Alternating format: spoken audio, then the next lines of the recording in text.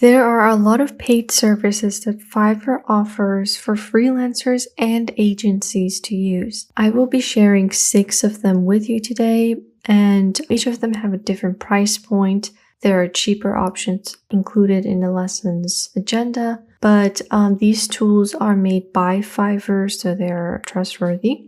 And they have proven to give more exposure to your either gigs, agency, business, and other stuff.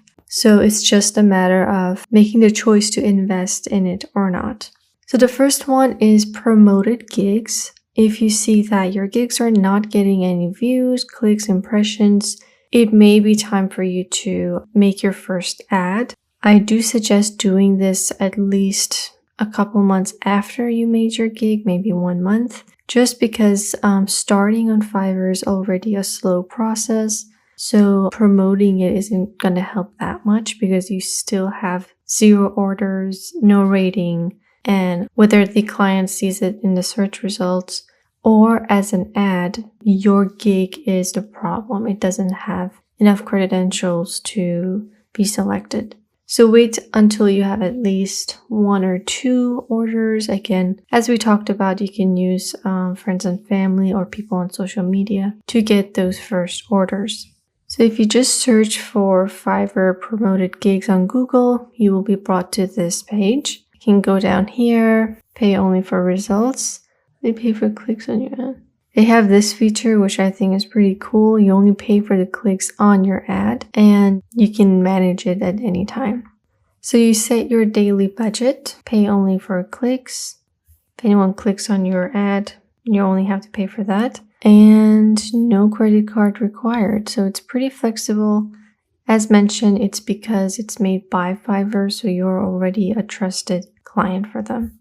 So if you go on create your first ad, you need to be at least level 1. So that's why you need to get those orders in first.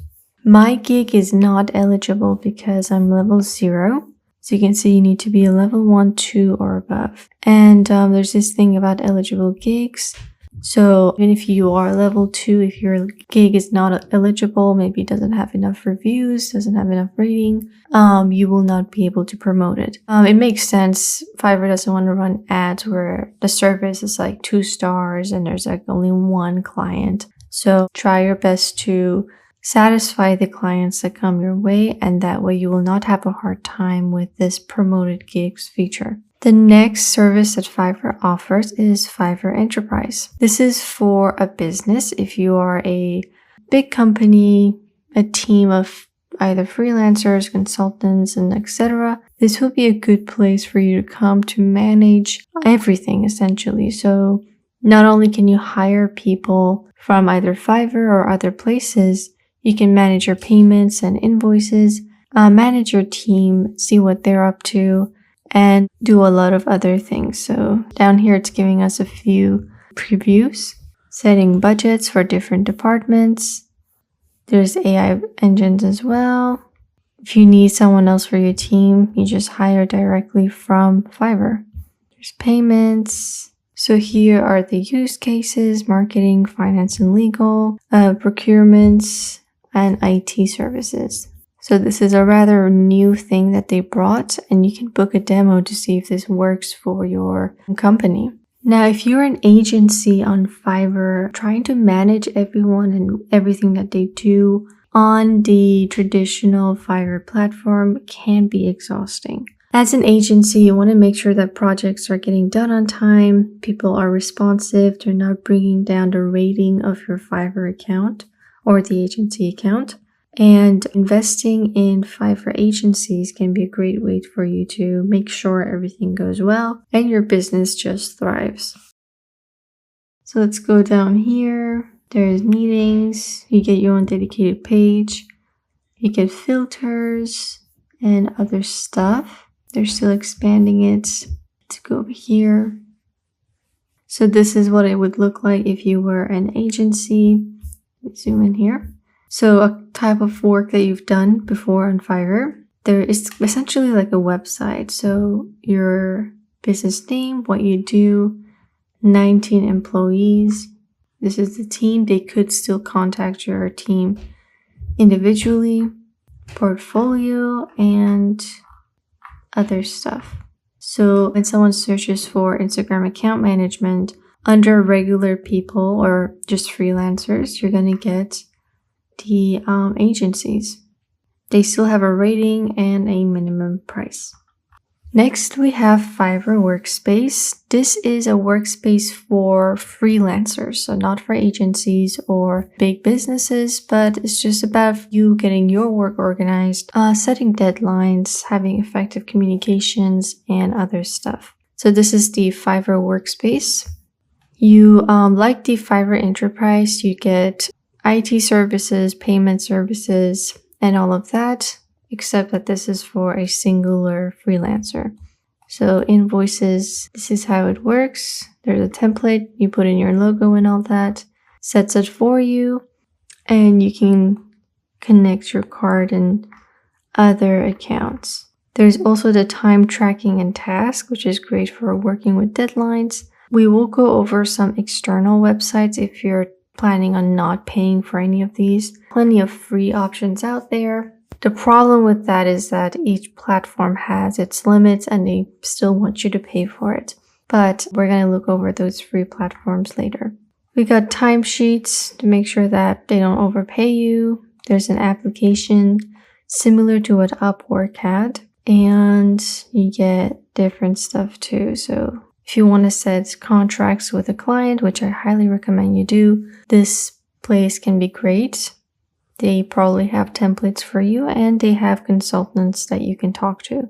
There's expense, time tracking, reports, tasks, and payments. In another lesson, we're going to talk about proposals and contracts. This is very important for kind of works where you have to give a client something after they've given you a request. So whether it's a video, it's a image, it's a graphic design work, proposals and contracts are extremely important because it kind of covers you in case things go wrong. So we'll talk about that later. Next is the Fiverr Pro. So this is if you want to stand out as a freelancer on the search results, you would subscribe to become a pro. So as a free freelancer on Fiverr, your ranking depends on your rating and how many projects you've done.